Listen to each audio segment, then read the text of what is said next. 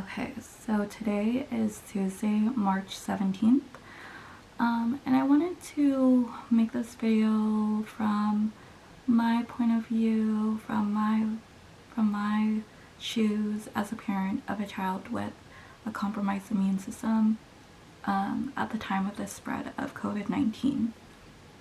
So, as of Sunday, the governor of California declared for anyone over 65, anyone with any underlying health conditions, anyone with any chronic conditions, to isolate themselves within their home, to protect those people at all costs and from this virus.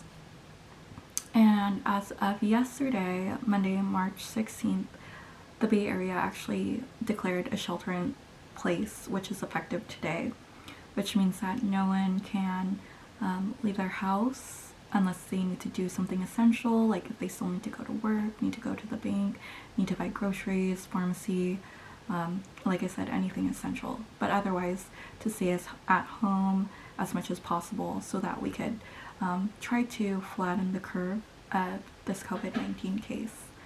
And so I have taken a break from social media just to focus on life and focus on the kids, focus on school, focus on things outside of social media.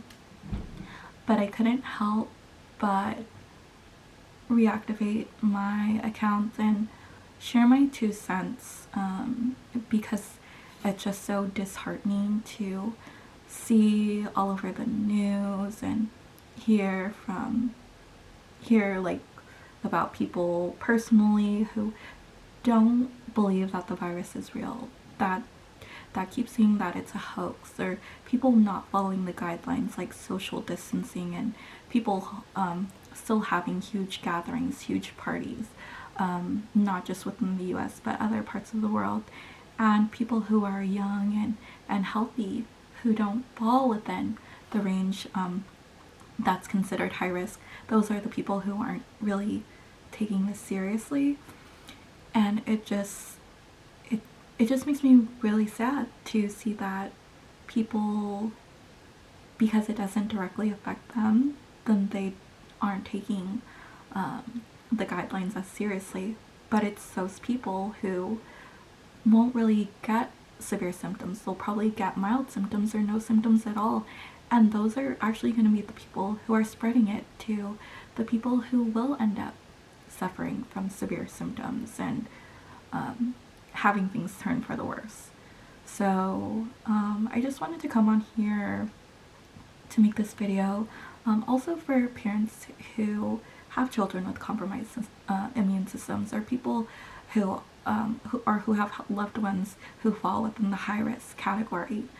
I feel like it's perfectly normal to fear this virus just because there's so much that is unknown right now. There's still a lot of research that needs to be done. But to hear that people keep comparing saying COVID-19 is just like the regular flu, it's not a big deal, it's nothing to worry about, when in reality, for parents like me who have children like Audrey, the regular flu is something we fear. It's something we fear every single year. So, and any illness. So I want to say up until Audrey was 3, she never missed a hospital admission during flu season, because she would be fine one day and then 3 days later she would be gasping for air, and we'd always have to get an ambulance and would always have to get hospitalized. And the thing about it is, when that happens, there's no medicine for it. All they can do is just give her the oxygen that she needs until she can get better and breathe on her own.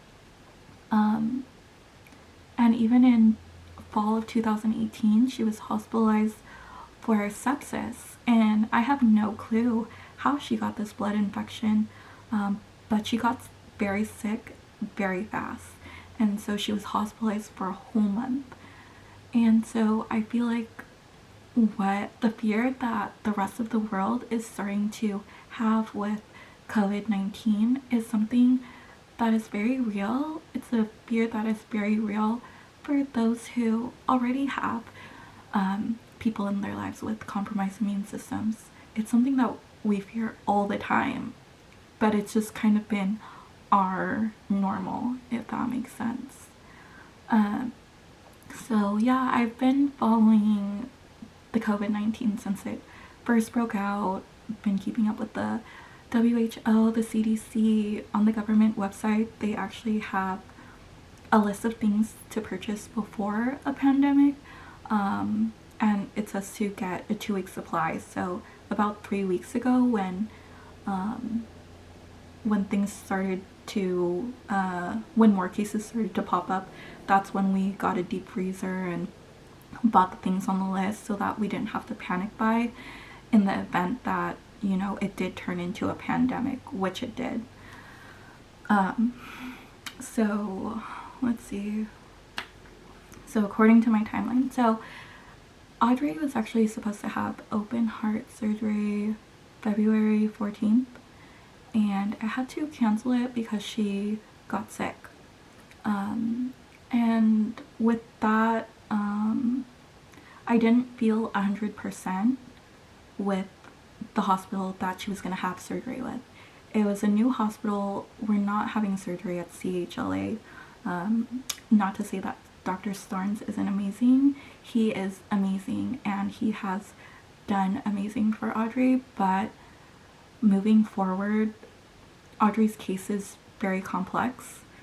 So I needed to move forward with a surgeon who specialized specifically in children with her condition. And so it's just been a scary process dealing with a new hospital and I'm not usually, since we had been with CHLA for so long, I didn't really ever have new questions or fears about anything. I knew the doctors, knew the surgeons, knew everything about the hospital. So moving forward with a new hospital, knowing that she needs another open heart is scary, especially when you have so many questions and there's so many things that are uncertain because you have never dealt with them. So yeah, like I said, I was going into open heart surgery number 3, not feeling too confident. Just there were a lot of things that made me feel a little unsettled moving forward with this hospital. So I feel like it was kind of like a sign when she got sick the week before surgery, that maybe they weren't who we should move forward with. So I ended up getting a second opinion from a different hospital with another surgeon. So according to my timeline, so Wednesday, February 26th, UC Davis confirmed the first US community spread case. And at that time, it was really scary because it was the very first case in the US that had been spread from an unknown cause. And what was even more scary about that is that so many people were exposed to that patient without knowing that the patient had COVID-19 until a few days later. And so I want to say the day after they came out with that statement, my school sent out several emails saying that 3 or 4 students within our school district and even at my school had been exposed to that patient. So at that time I was freaking out because, you know, there was so little information about COVID-19 at the time. And just to know that it had been spread in the community was scary. And I go and I get Audrey's medications from UC Davis. She gets her cardiac caths done at UC Davis. So it was too close to home for me. And so, so that was on a Wednesday, and I had gotten those letters from my school the next day. And then I had even gotten letters from Bubba's school saying that people had been exposed to that patient. So it was a little scary and I had to think about it. And so that Friday, February 28th, I had the consult with the surgeon. I got the second opinion with that surgeon. He sounds super confident. that the procedure will do a really good job at helping Audrey's quality of life with her heart function, with her lung function. So I do feel 100% more confident in my gut moving forward with this new hospital. So that was the 28th that I had that phone consult. And then that weekend is when we bought everything. And we stocked up and got everything on the list that the government website said. But what sucks is all the face masks. I always stock up on face masks, so every flu season. So if Audrey goes out, she has her own little face mask. If anyone is sick at home, we wear a face mask if we're not feeling well. And there were literally no face masks anywhere. And the Vogue masks that have the N95 respirator that I get for Audrey, and I know a lot of other heart families get them for their children, they had a relaunch of products, and I waited weeks for it. And I went on the website, and as soon as they launched the products, every time you went to check out, it would say out of stock. Even so, every time you would add something to your cart, every time you wanted to pay, it would say out of stock. And it's really unfortunate that people bought a bunch of them just to put them on eBay to sell for $100 and more, when there's people out there like Audrey who need them to be safe going out in public. So that's one thing that's been kind of frustrating. That's the only thing that we didn't get to get our hands on this flu season, and just this whole pandemic situation. Those masks that she needs, we can't even get them because people are really taking advantage of everything right now. But anyways, so on Monday, March 2nd, I went ahead and I scheduled the open heart surgery with this new hospital. But everything was still kind of up in the air because, like I said, COVID-19 was just now spreading in the US. So it wasn't like a permanent date. Yeah. And then that's the same day that I decided to withdraw from my in-person class and take a W, and then also put Bubba on home independent studies, just because I didn't want to wait for things to get worse before I decided for us to pull out of school, because us just being out in public exposes us to it, and I didn't want me or Bubba or even Leander to come home with not showing symptoms and then Audrey gets really sick. So at the time I was feeling like I was being super paranoid, and other people were telling me, it's not realistic, that they don't think that the government would close down stores or schools and all this stuff. So at that time I felt like I was just acting out of fear, and maybe I was being a little too paranoid. But for Audrey's sake, I do need to be extra cautious.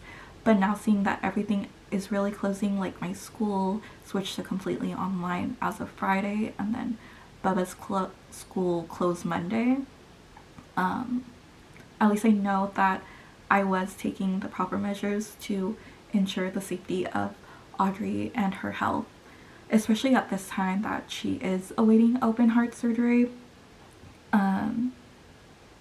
And yeah, so now that the shelter in place has been declared, they had to reschedule all of the elective surgeries. So now surgery is being postponed even further, so I rescheduled surgery today for a later date.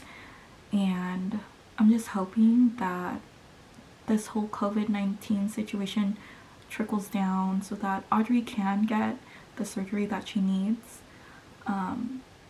in a safe environment, and at a time where she doesn't have a high risk of being exposed to another serious illness that could be dangerous for her.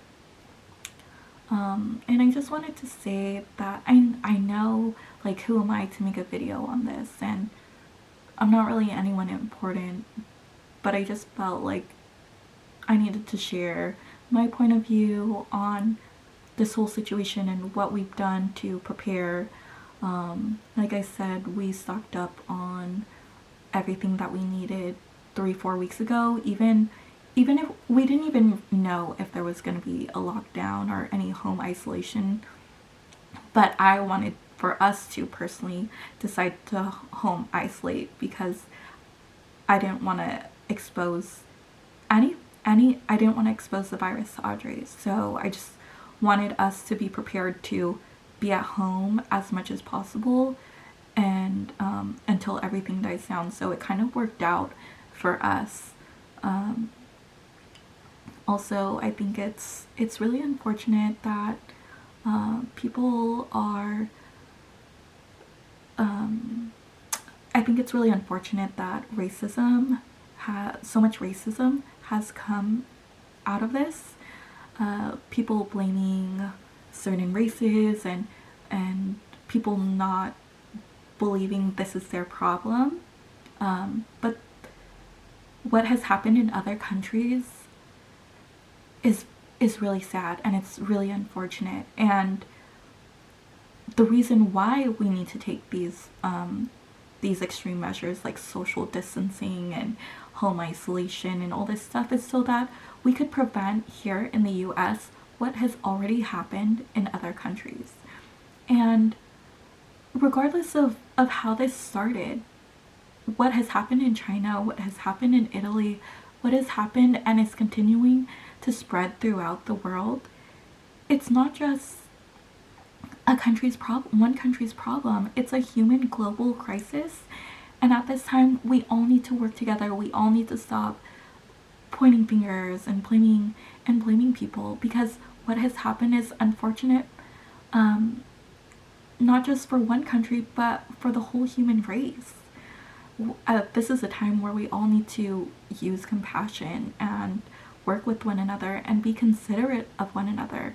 And maybe this is a time where, we all need to recuperate and get to know ourselves, get to know our families, get back to the basics of learning to wash our hands, common courtesy of others, to stay home if we're sick, personal hygiene, all this stuff. It's like all this stuff was forgotten, except in the world of the heart community and in the world of those with compromised immune systems. This is the fear that the world is feeling, and the measures that people are taking to stay healthy and stay safe are the measures that we take every year, all the time. So like hand sanitizer, face masks, all these things that have run out off the shelves, these are things that we use on the daily, and these are things that we have to be mindful of all the time. And we haven't even been to a family party in flu season ever since Audrey was born, just because that's how fragile her immune system is, especially waiting on open heart surgery number 3. I know that she looks really good on the outside, but in reality, her heart is not in very good condition. So for the people who are out there who don't think that this will affect them, and all this stuff, like, I am just begging you to please just take the proper precautions, wash your hands, like, follow the guidelines. Hopefully everything will die down soon, and yeah, let's just all work together, because this isn't just one person's battle, this isn't just one country's battle. This is something for all of us to work together on to help stop and help slow the spread, because people are putting their lives on the line every single day. All the medical professionals out there working to help fight this virus. So the least we can do is follow the guidelines, stay home, and get through this together.